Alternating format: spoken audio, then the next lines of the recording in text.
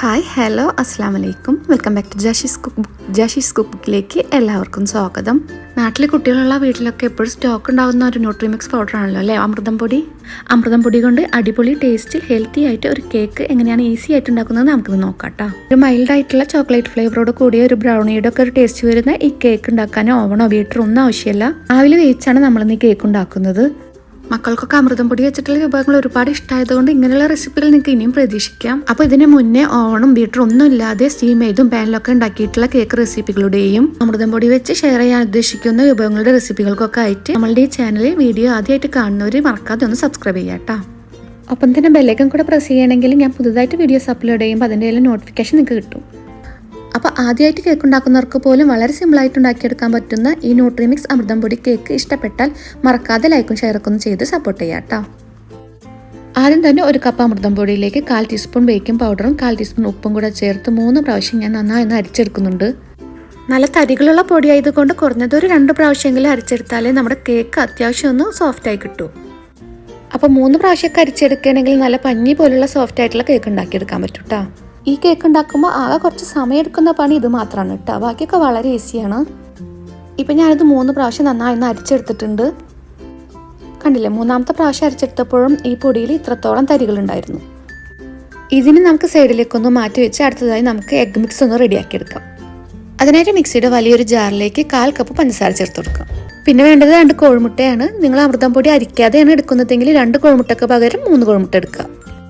അപ്പോൾ കേക്ക് കുറച്ചുകൂടെ ഒന്ന് സോഫ്റ്റായി കിട്ടും. പിന്നെ കേക്കിൽ മുട്ടയുടെ ആ ഒരു റോസ്മെല്ലൊന്നും അറിയാതിരിക്കാനായിട്ട് 1/2 ടീസ്പൂൺ വാനില എസൻസ് കൂടെ ഒന്ന് ചേർത്ത് കൊടുക്കാം. അടുത്തായിട്ട് നമുക്ക് വേണ്ടത് 1/4 കപ്പ് ഓയിലാണ്.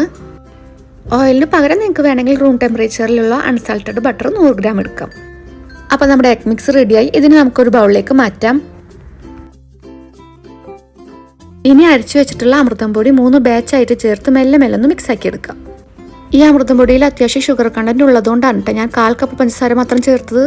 അപ്പോൾ ഒരു മീഡിയം മധുരമാണ് കേക്കിന് ഉണ്ടാവുക. ഇനി കൂടുതൽ മധുരം കേക്കിന് വേണമെന്നുണ്ടെങ്കിൽ 1/2 കപ്പ് വരെയൊക്കെ പഞ്ചസാര ചേർക്കാം.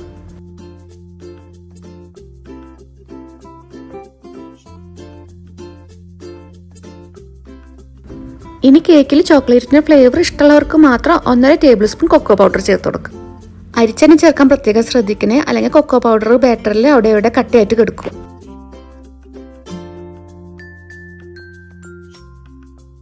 അതിൻ്റെ ഒപ്പം തന്നെ 1/4 കപ്പ് പാൽ കൂടെ ചേർത്ത് നന്നായി ഒന്നുകൂടെ ഒന്ന് മിക്സാക്കി എടുക്കാം.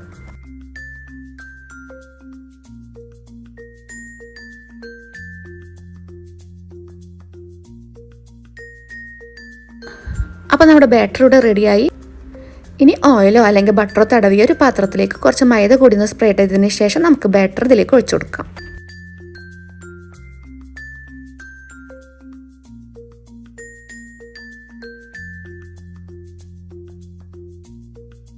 ഇനി കേക്കിൽ ഹോൾസ് വരാതിരിക്കാനായി ഈ പാത്രം നന്നായി ഒന്ന് ടാപ്പ് ചെയ്ത് കൊടുക്കാം.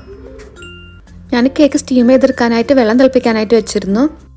ഒന്നെങ്കിൽ ഇതുപോലെ അരിപ്പ പാത്രം വെച്ച് സ്റ്റീം ചെയ്തെടുക്കാം, അല്ലെങ്കിൽ ഇതുപോലെ വെള്ളത്തിൽ തട്ട് വെച്ച് അതിന് മുകളിലായി പാത്രം വെച്ചും കേക്ക് ഇതുപോലെ വേവിച്ചെടുക്കാം. നല്ല ടൈറ്റായിട്ട് ഇരിക്കുന്ന മൂടി തന്നെ ഇതിന് വെച്ചെടുക്കാം കേട്ടോ. ഞാനൊരു 30 മിനിറ്റ് കഴിഞ്ഞപ്പോൾ ഫ്ലെയിം ഓഫ് ആക്കിയതിന് ശേഷം ഒരു 30 മിനിറ്റ് കൂടി കഴിഞ്ഞിട്ടാണ് മൂടി തുറന്നത്.